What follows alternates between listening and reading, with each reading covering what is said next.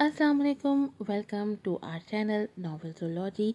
कैसे हैं आप सब लोग? उम्मीद है आप सब लोग ठीक ठाक होंगे, खैरियत से होंगे। और आज आपके लिए लेकर आई हूँ मैं surprise episode the line breaker की। कल 2 एपिसोड अपलोड हुई थी, एपिसोड नंबर 23 एंड 24। आज इसकी एपिसोड नंबर है 25। चलें भाई, कल नीमल तो रुखसत हो ही गई। बेचारी की कोई भी मुज़ाहिमत काम नहीं आई और सब ने मिल के नीमल को योशी के साथ रुखसत कर दिया। देखते हैं आगे क्या होता है। जल्दी से चैनल को सब्सक्राइब कर दें, वीडियो को लाइक कीजिएगा, शेयर कीजिएगा, बेल आइकन को ज़रूर प्रेस कीजिएगा ताकि तमाम एपिसोड्स की नोटिफिकेशंस आपको वक्त पर मिल सकें। नॉवेल है the line breaker, episode number है 25। नीचे आकर हल्का सांस बहाल करते उसे सोफे पर बिठाकर खुद भी दायां घुटना ज़मीन पर टिकाए नीचे बैठकर उसका जूता उतारा। पाँव को हल्का सा हिलाकर देखा। वो अपनी पाँव की तकलीफ से ज़्यादा उसके छूने से परेशान हो रही थी। बेशक उसके छूने में अब वो बुरा लिम्स नहीं था, लेकिन लाशऊरी तौर पर उसका उसे टच करना उसे अच्छा भी नहीं लग रहा था। उसी की तरह कमीना है। ज़्यादा दर्द हो रहा है? उसने नज़र उठाकर पूछा। नीमल ने हाँ में गर्दन हिलाई। उसे वाकई अपना पाँव टूटा हुआ महसूस हो रहा था। उसको आराम से शूज़ पहनाते वो उठा। हॉस्पिटल लेकर जाना पड़ेगा। नहीं, ऐसे ही ठीक हो जाएगा, वो फ़ौरन बोली। नहीं, ऐसे ठीक नहीं होगा, संजीदगी से उसे कहता मखसूस जगह से गाड़ी की चाबी लेकर आया। फिर उसका हाथ पकड़ते उठाया। उसके हाथों में नरमी थी। वो उस नरमी पर भी हैरान थी। छोड़ो मेरा हाथ, वो ही कह देना चाहती थी, पर अगले ही लम्हे अपने वज़न पर ख़ुद को ना खड़े होते पाकर उसने खामोशी इख्तियार कर ली। या अल्लाह, या आते इतनी बेबसी का सामना करना पड़ा है। वो रो देने वाली थी। 2 कदम के बाद ही उसकी बस हो गई थी। उससे नहीं चला जा रहा था। उसके रुकते ही योशी ने नज़र उठाकर उसके चेहरे को देखा, जहाँ तकलीफ़ के आसार नुमाया थे। फिर अगले ही लम्हे योशी ने उसे उठाकर अपनी बाहों में भर लिया था। वो परेशान ज़्यादा योशी की तरफ नहीं देख पा रही थी।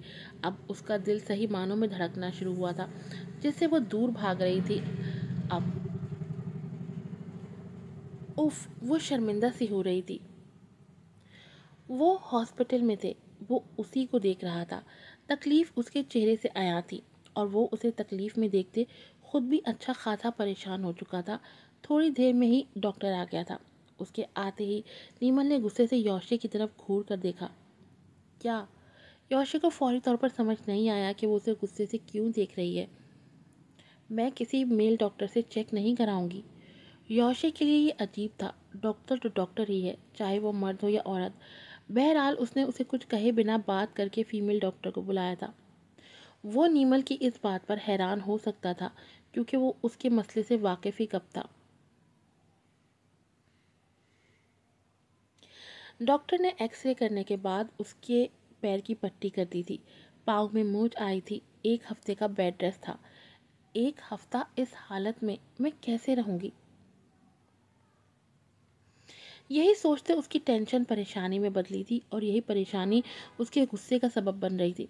वो घर वापस आ गए थे। वो उसे सहारा देना चाह रहा था, लेकिन नीमल ने उसे हाथ से पीछे कर दिया था। मैं खुद चल सकती हूँ, उसे मैं कहती। वो दीवार का सहारा लिए लंगड़ाती हुई कमरे में जा रही थी। योशी उसे जाता हुआ देख रहा था। ये उनकी शादीशुदा ज़िंदगी की शुरुआत थी, जिसका आगाज़ नहायत ही भौंडे अंदाज से हुआ था। कमरे में आते ही नीमल ने अपना अबाया उतार कर फेंका और फिर बेड पर बैठ गई। उसके पाँव की तकलीफ ठंडी होकर बढ़ रही थी। उसके चेहरे के ज़ाविये बिगड़ रहे थे। मतलब उसका गुस्सा बढ़ रहा था। तभी वो कमरे में आया था। वो उसे गुस्से में लग रही थी। योशी ने एहतियात में ही बेहतरी जानी। तुम लेट जाओ, मैं सूप बना कर लाता हूँ, कहते ही वो बाहर निकल गया था। नीमल ने नागवारी से उसे जाते देखा। उसका बस नहीं चल रहा था कि वो अभी उसे उसी तरह कहीं से धक्का दे दे। वो बमुश्किल बेड ग्राउंड से टेक लगा गई थी। वो इस टाइम मुकम्मल अपसेट थी। अपनी हालत का जिम्मेदार वो योशी को ठहरा रही थी और इसी गुस्से में वो बुरी तरह डिप्रेस्ड हो रही थी। और ये डिप्रेशन योशी पर बस निकलने ही वाला था। अल्लाह खैर करे योशी की। रात काफ़ी हो गई थी। उन्हें हॉस्पिटल में काफ़ी टाइम लग गया था। सूप बनाते उसने मुख्तसरन डैड को कॉल करके खैरियत से पहुंचने की इत्तला दे दी थी। उसने बेबसी से मोबाइल को देखा। अभी उसे ऑफिस वर्क करना था और छुट्टी तो अब वो हरगिज़ नहीं कर सकता था। उसने कमरे में आकर उसे सूप पकड़ाया था। उसने बेदली से प्याला पकड़कर थोड़ा सा सूप पीकर साइड टेबल पर रख दिया था। तब तक योशी ने मेडिसिन निकाल कर उसके सामने की थी। नीमल ने खामोशी से दवाई लेकर खा ली थी। अब तुम आराम करो, कहते ही उसे लिटाने की गर्ज से उसके तकिए को सही करने के लिए योशी ने उसकी कमर पर हाथ रखा ही ताकि वो बिदकी थी। तभी नीमल ने बुरी तरह उसका हाथ झटका था। दूर रहो मुझसे, बार बार हाथ मत लगाओ। तुम्हारा छूना अच्छा नहीं लगता, मुझे घिन आती है तुमसे। नीमल ने आंखों में नफरत लिए इतनी हिकारत से कहा कि योशी हकदक रह गया। वो संजीदा चेहरा लिए गहरी नजरों से उसे देखने लगा। नीमल की आंखों में नफरत थी तो इंतहा की थी। उधर योशी का जब्त था तो कमाल का था। जब जब तुम मेरी ज़िंदगी में आए हो, मेरी ज़िंदगी ऐसे ही तबाह बर्बाद हुई है। हमेशा ही तुम मेरे लिए मनहूस साबित हुए हो। फिल्स के लिए वो खुदगर्ज था, लिजियाना के नज़दीक बेवफा था और उसके नज़दीक मनहूस। क्या क्या सुनना था, वो सोच कर रह गया। पहली दफ़ा जब तुम मेरे पास आए थे, महज 6.5 साल की उम्र में, तुमने मेरे साथ ऐसी घटिया और शर्मनाक हरकत की कि जिसकी सज़ा तुम्हारी सूरत में मैं आज तक भुगत रही हूँ। उस वक्त से आज तक एक अनजाने खौफ का शिकार हूँ। मर्द ज़ात से घबराहट होती है मुझे। योशे के जबड़े तने थे। वो मर्द था और उसका शौहर। अपनी ही बीवी के मुंह से ये ताना सुनना शर्मनाक था। दूसरी बार मिले मेरे ही घर वालों के हाथों मुझे जलील करवाकर तुम मुझे यहाँ इस जहन्नुम में ले आए। क्या क्या नहीं किया तुमने मेरे साथ। फिल्स और नीमल की आवाज़ भरा गई थी। नमकीन गोला उसके हलक में फंस गया था। वो तकलीफ से कर्राह रही थी। और लिजियाना, तुम मेरे सामने ही उससे बोला नहीं जा रहा था। वो बफर कर रो पड़ी थी। वो तकलीफ से भरे 10 दिन मैं भुला नहीं सकती। वो नाक को दुपट्टे से साफ करते बोली। योशे होंठ दांतों में दबाए उसे सुन रहा था। वो उसे चुप कराने के लिए आगे नहीं बढ़ा था। और आज फिर तुम मेरे लिए मनहूस साबित हुए हो कि तुम्हारी वजह से मैं यहाँ अपाहज होकर पड़ी हूँ। वो चीखती बुरी तरह रोते हुए बोल रही थी और वो गहरी नज़रों से उसे देखते सुन रहा था। वो जो कह रही थी सच था, पर लहजा और अल्फाज सख्त थे। अंदाज हिकारत वाला था। उस अंदाज ने ही योशे को उसके करीब आने से मना किया था। वो मर्द था फिर भी खामोश था। आला ज़र्फ़ी बहुत दिखा रहा था। मानता हूँ मैं हमेशा ही तुम्हें तकलीफ़ देता रहा हूँ, लेकिन कम से कम इस दफ़ा मैं तुम्हारी तकलीफ़ का बाइस नहीं बना। तुम्हारी गलती की वजह से ऐसा हुआ है। और तुम्हारी टांग टूटी नहीं है, बस पाँव में मोच आई है।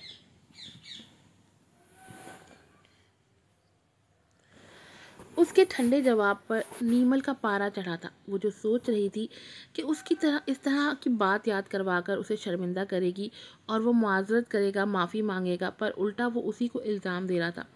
वो जानती थी वो दिल तोड़ता नहीं था, ज़ख्मी करता था। नीमल का दिल चाह उसे कोई चीज़ खींच कर मार दे। वो अब उससे डरती नहीं थी।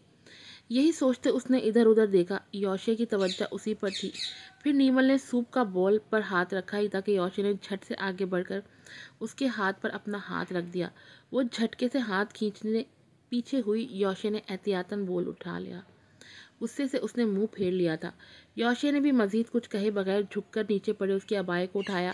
पलटते हुए नज़र लगेज पर पड़ी। अब ये काम आकर ही करूँगा, यही सोचते वो बाहर आ गया था।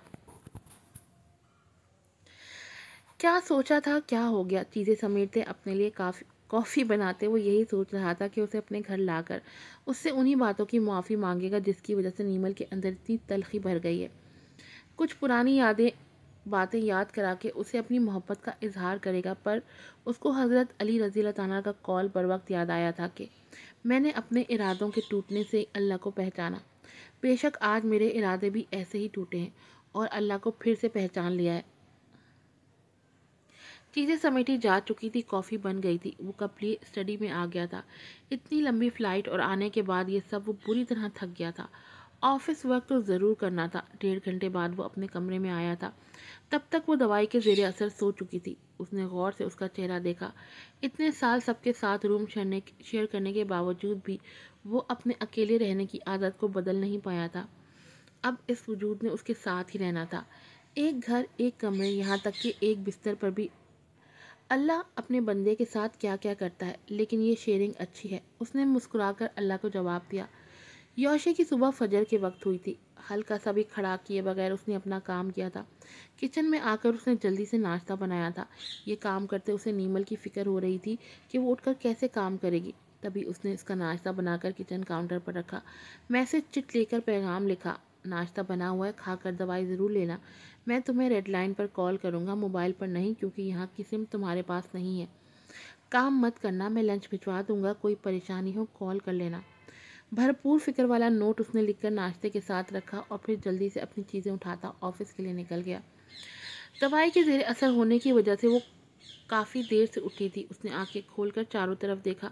जिस्म अकड़ सा रहा था, पाँव में भी तकलीफ हो रही थी।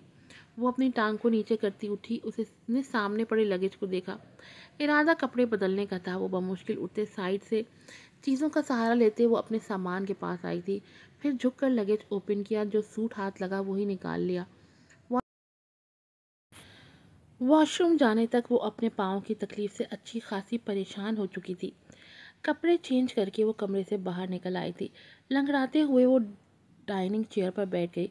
उसने चारों तरफ नज़र घुमा कर देखा। वही खामोशी, वही उदासी बिखरी पड़ी थी। एपिसोड नंबर 25 यहीं पर ख़त्म होती है। 26 भी 2 मिनट के बाद स्टार्ट हो जाएगी। तो चैनल आप लोग विज़िट करते रहिएगा। आज आपको द लाइन ब्रेकर के साथ मिलेगी आवारे गाने इश्क की एपिसोड, लव एरर की एपिसोड, बाराने इश्क की एपिसोड, और अगर हिम्मत हुई तो मेरी बारिश हो तुम की भी लास्ट एपिसोड आपको आज ही मिल जाएगी। तो चैनल विज़िट करते रहेगा। मैं आपको बता दूं, जो लोग कहते हैं कि लंबी एपिसोड बनाया करें, उनके लिए मैं उनको बता दूं, मेरे पास एक बहुत आम सा मोबाइल है जिसमें एक एपिसोड बनाने में ऑलमोस्ट 2.5 से 3 घंटे, कभी कभी 4 घंटे भी लग जाते हैं। इसलिए लॉन्ग एपिसोड नहीं बना सकती कि मोबाइल में स्पेस नहीं होती। लॉन्ग एपिसोड की जीबी ज़्यादा होती है, जिसकी वजह से वो मोबाइल में सेव नहीं हो पाती। कई कई बार मैं कितना डाटा डिलीट करने के बाद एक एपिसोड जो है ना मोबाइल में सेव करती हूँ। फिर उसको सेव करने के बाद फिर यूट्यूब पे अपलोड करना। कभी कभी तो ऐसा होता है मेरा मोबाइल में अगर इत्तेफाकन चार्ज ख़त्म हो जाए और ये बंद हो जाए तो ये बेहोशी हो जाते, कोमा में चले जाता है। फिर कभी 1 घंटे बाद होश में आता है, कभी आधे घंटे बाद, कभी 10 मिनट बाद। तो इन सारी मुश्किलात के साथ मैं ये एपिसोड्स बनाती हूँ, लेकिन आप लोग फिर भी जो है ना मेरा साथ नहीं देते, मुझे मोटिवेट नहीं करते। कभी कभी मैं बहुत डिसहार्ट हो जाती हूँ, सोचती हूँ सब कुछ छोड़ूँ, बंद कर दूँ, बाहर में जाए सारे नॉवेल्स और मैं सुकून की ज़िंदगी गुजारूँ, लेकिन फिर दोबारा से शुरू हो जाती हूँ। मुझे प्लीज़ सपोर्ट करें आप लोग, चैनल को सपोर्ट करें।